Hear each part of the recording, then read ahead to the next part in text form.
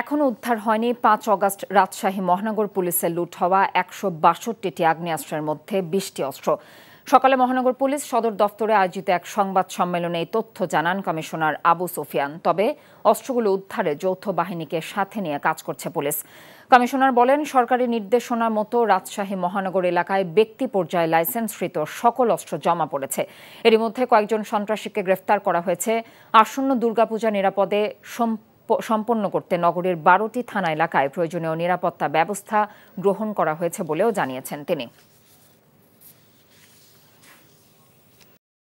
I think আমি love with you.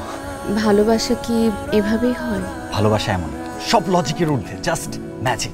মেঘের মুলুকে তোকে নিয়ে ভেসে যেতে রাজি আছি, সব পথ ভুলে আমি তোর কিনারায় এসে দাঁড়িয়েছি।